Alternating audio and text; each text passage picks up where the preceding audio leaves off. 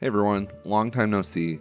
The Plucky Squire came out a little over a month ago, or honestly 2 at this point, and after playing it I can say that it could have been a lot better than it was, or at least compared to what I was expecting. While I can't say that it was bad, there was a lot of room for improvement even though it still had a lot of cool ideas scattered throughout the game. It made for a generally frustrating experience because even though I enjoyed most of my experience with it, it felt like they could have done so much more while also trusting the player just more as well throughout the game. So in this review I want to talk about what I think it did well, what it could have done a lot better, and how it compares to what I was expecting from the game when I first saw the trailer however many months ago. To begin with, let's start off with the story, just get it right out of the way. If you don't want to be spoiled, head to this timestamp here, but don't worry, there really isn't that much to spoil if I'm being completely honest. When you start the game, you are quickly introduced to Jot, the main player character, as well as Moonbeard, a wizard, and his 2 friends Thrash and Violet, a mountain troll and artist witch. And while you will mostly be playing as Jot, there will be some small moments where you will play as his 2 companions scattered throughout the game. While you're introduced to Jot and his friends, you learn that he is a hero in a storybook, so we're quickly thrust into a generic storybook-style adventure to get some honeycomb for your wizard friend. For what reason? I truly can't remember. However, this is soon abandoned as the main antagonist, an evil wizard who is jealous of Jot, makes himself known. It isn't really explained at first what the villain named Humgrump is doing besides causing general havoc, but we'll eventually find out.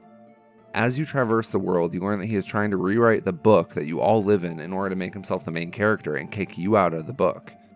He's an extremely jealous dude, is all I can say. Throughout the game, you will go to different areas as you try to stop Humgrump from taking over the book.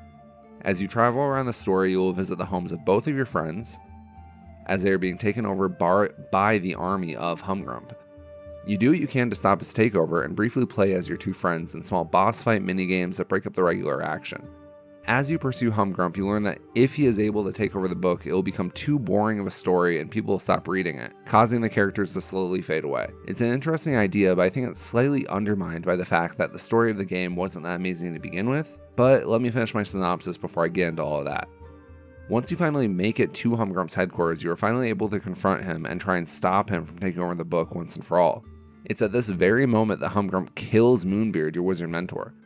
It's honestly one of the only genuine shocks in the whole game in my opinion, and did a lot to make this game memorable in my mind. The event is tied to learning that Moonbeard and Humgrump are actually brothers, which, although I didn't expect, wasn't really all that exciting either, since I never really felt like we got to know either character. So now, in the final chapter of this game, we face off against Humgrump and lose. We wake up in a cell and get a chance to see how the book would look if Humgrump was in charge of the story.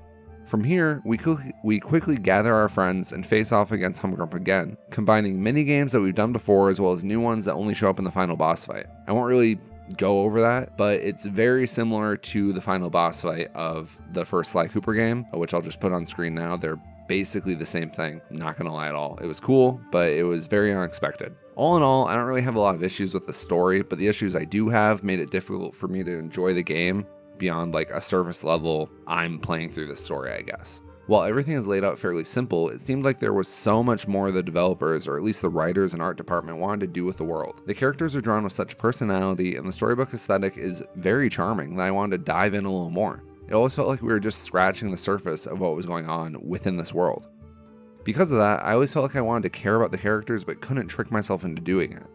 They look interesting, they look fun, but I don't know anything about them besides what is absolutely necessary in order to progress the game. We see their homes, meet their friends and family, and watch them talk together all throughout the game, but none of it ended up feeling genuine to me.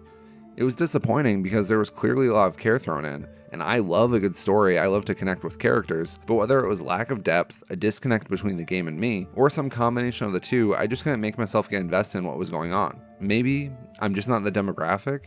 I know this game was recently nominated for Best Family Game, but I feel like at the very least a family game should appeal to everyone in a family, which is all age demographics. Regardless of my issues with the story, that can all be ignored if the gameplay is amazing.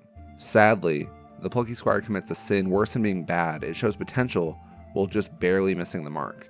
To go on to the game mechanics, the presentation along with the game mechanics are what stood out the most to me while playing this, as opposed to the story, which sadly didn't seem fleshed out enough like I explained a second ago. Unfortunately, even though the Plucky Squire is doing some interesting things here, it seems like they have similar problems when it comes to this. While the idea of going between 2D and 3D planes as you traverse between the storybook setting and the world outside the story is an interesting idea, it seemed unbalanced in the development of both ideas. While the 2D setting was fairly polished, albeit not much to stand out from other games of similar playstyle, the 3D setting stood out for the fact that it didn't seem to be a fully realized idea to me.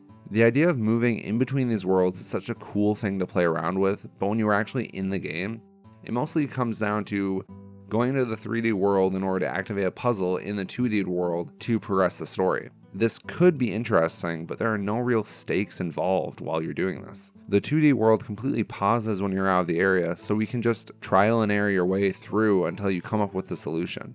Besides that, there's some simple platforming in the 3D space, but when you boil it down, you will only ever be in this part of the game to solve the puzzles I mentioned that are affecting the 2D areas, or to do a worse version of the 2D gameplay in my opinion, or just move between areas to get to another section of the story. So while those are the main gameplay points, I also want to briefly mention the minigames in the Plucky Squire, because even though there are few and far between, I think this is where the game shines the most. This can be anything from boxing matches in the storybook setting, to a side-scrolling shoot-'em-up, to just a chase scene from a dinosaur, which takes a lot of turns I wasn't expecting, kind of sets up a sequel, possibly, but mostly just deviates from the norm. It was fun to step away from the main gameplay and just do something else to mix up this experience. I only wish there had been more of this, because even though they weren't always my favorite, they were always well executed and fun, which counts for a lot in a game like this and really made them stand out. There are other elements to the gameplay that I could go into the minutiae about, but I think those are the main points that bear the most weight. The game billed itself as a unique, family-friendly experience, with the twist being that you were moving between these two worlds, but to me it's clear that one world was favored more than the other. You could argue that this is because most of the story elements take place in the 2D space, but that could have been remedied with some simple changes like integrating the 2D and 3D worlds more, making more puzzles in the 3D space happen, or just having puzzles in the 2D space affect the 3D space. Where it stands, it seems like the 3D world was added on as the selling point, while the 2D world was the real focus of this game. There's some good stuff here, but we're only allowed to scratch the surface while playing this. So with all that being said, did I enjoy the Plucky Squire, and would I recommend that you play it for yourself? Well, yes and no, depending on what you're looking for.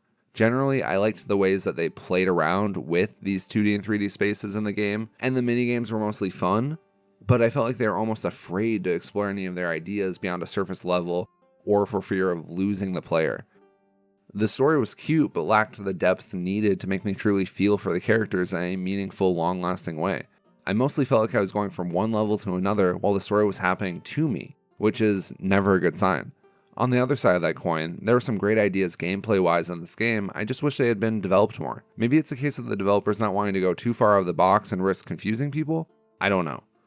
I feel like in every aspect of this game, they're almost afraid to go beyond and really surprise people. But if you want to check out something new, give this one a shot. It might not be your thing, but you'll probably know within an hour, so it's not a huge waste if you don't like it.